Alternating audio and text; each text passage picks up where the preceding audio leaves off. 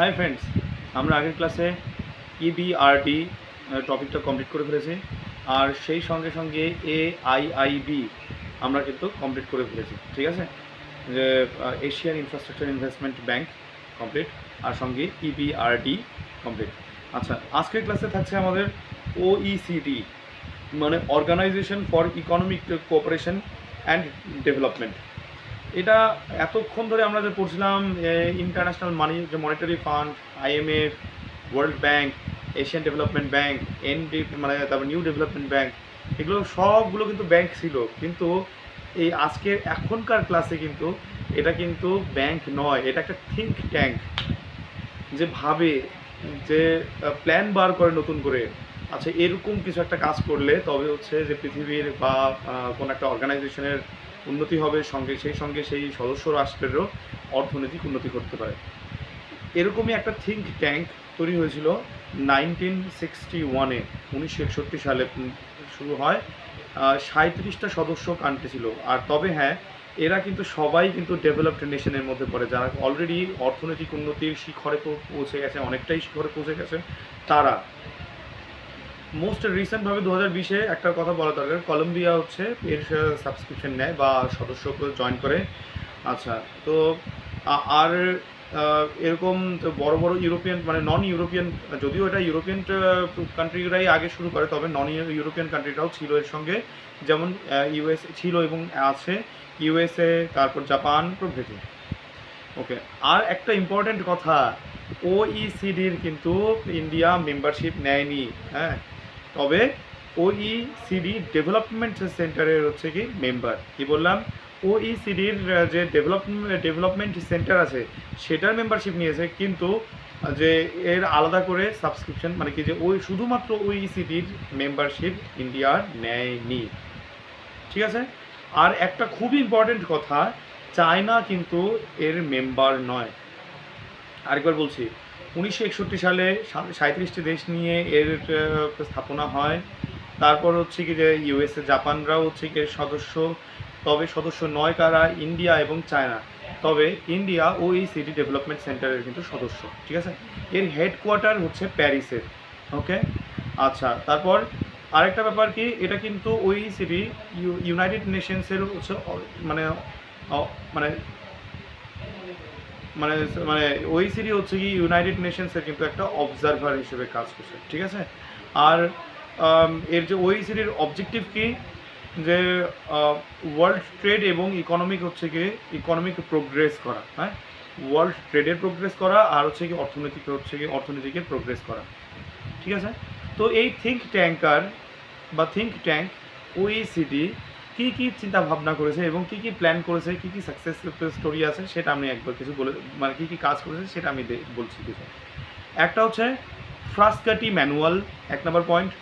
2 নম্বর পয়েন্ট হচ্ছে কি PISA বা Programme for International Student Assessment, আর 3 নম্বর সার্ভিস ট্রেড রেস্ট্রিকটিভ ইন্ডেক্স। এই তিনটের মানে কি কাজ কিন্তু অলরেডি করে ফেলেছে। তো চলো আমরা দেখি, বোঝার চেষ্টা করি কী কী কাজ অলরেডি করে ফেলেছে OECD। প্রথমে আমরা আসি ফ্রাস্কাটি ম্যানুয়াল। এটা পাবলিশ করে হচ্ছে OECD। তো এটা কি, যে এটা মেথোডোলজি বা পদ্ধতি মানে কি তৈরি করেছে, রিসার্চ এবং ডেভেলপমেন্ট স্ট্যাটিস্টিক্স তৈরি করেছে, যাতে ইন্ডিয়া মানে বিভিন্ন সদস্য রাষ্ট্রের বা পৃথিবীর কেমন অবস্থা আসতে চলেছে ট্রেডিংয়ের ক্ষেত্রে, তার স্ট্যাটিস্টিক্স এবং পদ্ধতি কী করে সেটাকে অ্যানালিসিস করা যায়, তার পদ্ধতি রচনা করা। হ্যাঁ, বা সেই ট্রেডিং প্ল্যাটফর্মের যে পদ্ধতিসমূহ, এগুলোকে আপগ্রেড করা স্ট্যাটিস্টিক্যালি। হ্যাঁ, পলিসি মেটারের সঙ্গে বিভিন্ন যেসব পলিসি নেওয়া হয়েছে আলাদা আলাদা দেশের জন্য ট্রেডিংয়ের ক্ষেত্রে, তার পলিটিক্যাল এজেন্ডার উপর ভিত্তি করে তার স্ট্যাটিস্টিক্সে তৈরি করা, এইসব কাজ কিন্তু করেছে।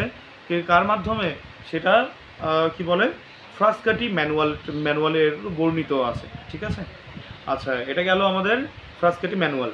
সেকেন্ডলি আসবে PISA বা Programme for International Student Assessment.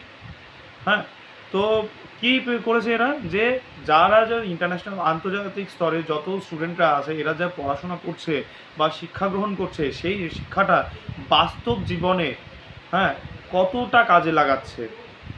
হ্যাঁ, তো এটা একটা ভালো কাজ, সেটাকে ভালো করে বোঝা, তাহলে কি আমাদের স্টাডি ম্যাটেরিয়ালগুলো আছে সেগুলোকে আপগ্রেড কীভাবে করব, কতটা আপগ্রেড করতে হবে বোঝা যাবে।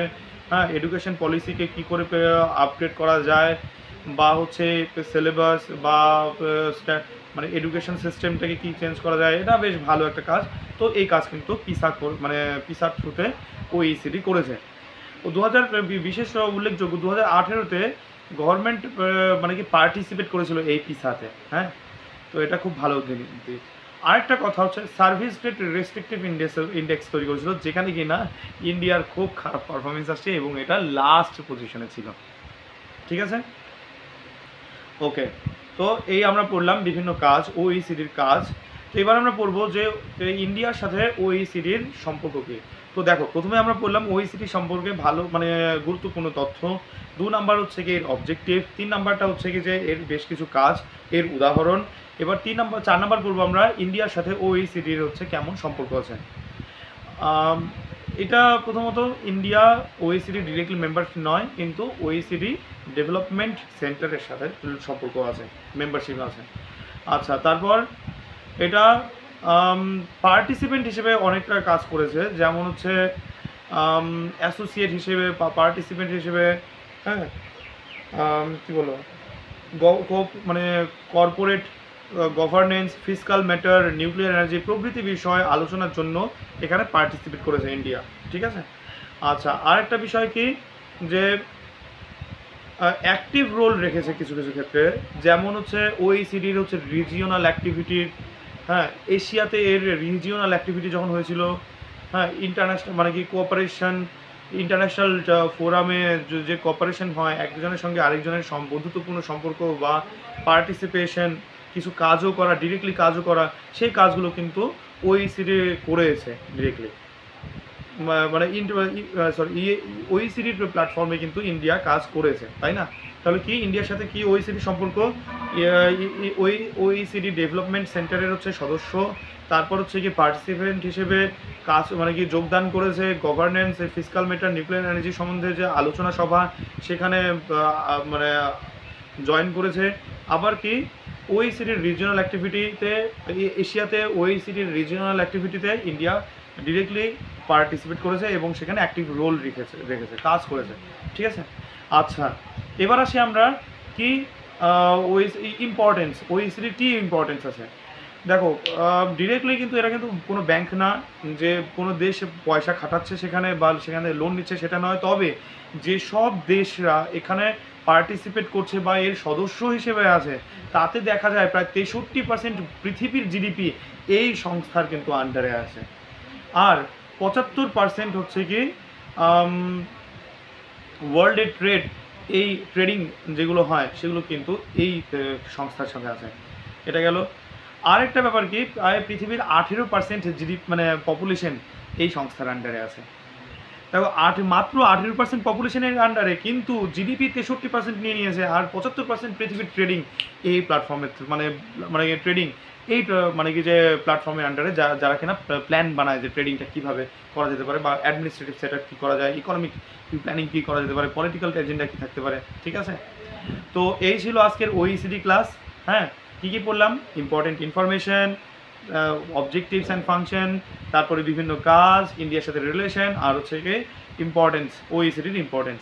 তো আজকে এই পর্যন্তই থাক। নেক্সট ক্লাসে আমরা আরও ইম্পর্টেন্ট নতুন টপিক নিয়ে আসবো। ঠিক আছে।